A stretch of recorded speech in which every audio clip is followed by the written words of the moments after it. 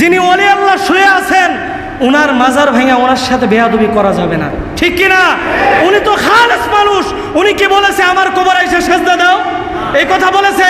যেই জালেমগুলো ওনার কবরের ভিতরে যায় সেজদা দেয়, ওই জালেমগুলোকে দইরা দইরা গাছের সাথে ঝুলাই দেন, ঠিক কিনা? কিন্তু আপনি যারা জুলুম করলো তাদেরকে কিচ্ছু বললেন না, আর যিনি শুয়ে আছে ওনার উপর আপনি জুলুম করলেন, ওনার সাথে বেয়াদবি করলেন, কপাল পুড়ে যাবে, ঠিক কিনা?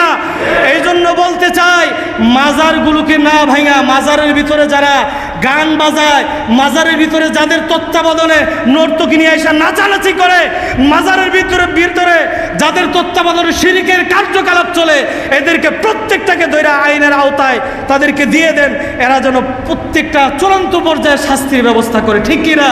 এই জন্য বলতে চাই, মাজার ভাঙবো না, কিন্তু যারা মাজারের ভিতরে অনৈতিক কাজ করবে এদের প্রত্যেকটা ধইরা ইমানের দাবি তাদেরকে শাস্তির ব্যবস্থা করা হোক, ঠিক কিনা?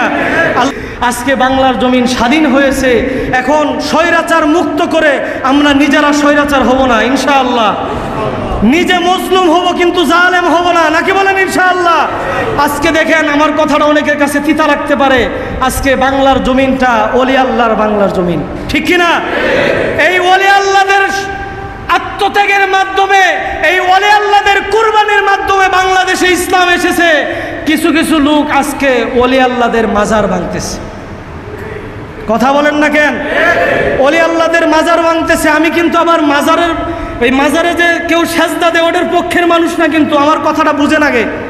যিনি ওলি আল্লাহ শুয়ে আছেন উনার মাজার ভেঙে ওনার সাথে বেয়াদবি করা যাবে না, ঠিক কিনা? উনি তো খালেস মানুষ। উনি কি বলেছে আমার কবরে এসে সেজদা দাও? এই কথা বলেছে? যেই জালেমগুলো ওনার কবরের ভিতরে যায় সেজদা দেয়, ওই জালেমগুলোকে দইরা দইরা গাছের সাথে ঝুলাই দেন, ঠিক কিনা? কিন্তু আপনি যারা জুলুম করলো তাদেরকে কিচ্ছু বললেন না, আর যিনি শুয়ে আছে ওনার উপর আপনি জুলুম করলেন, ওনার সাথে বেয়াদবি করলেন, কপাল পুড়ে যাবে, ঠিক কিনা? এই জন্য বলতে চাই, মাজারগুলোকে না ভাঙা, মাজারের ভিতরে যারা গান বাজায়, মাজারের ভিতরে যাদের তত্ত্বাবধানে নর্তকী নিয়ে এসে নাচানাচি করে, মাজারের ভিতরে যাদের তত্ত্বাবধানে শিরকের কার্যকলাপ চলে, এদেরকে প্রত্যেকটাকে ধইরা আইনের আওতায় তাদেরকে দিয়ে দেন, এরা যেন প্রত্যেকটা চূড়ান্ত পর্যায়ে শাস্তির ব্যবস্থা করে, ঠিক কিনা? এই জন্য বলতে চাই, মাজার ভাঙবো না, কিন্তু যারা মাজারের ভিতরে অনৈতিক কাজ করবে এদের প্রত্যেকটা ধইরা ইমানের দাবি তাদেরকে শাস্তির ব্যবস্থা করা হোক, ঠিক কিনা?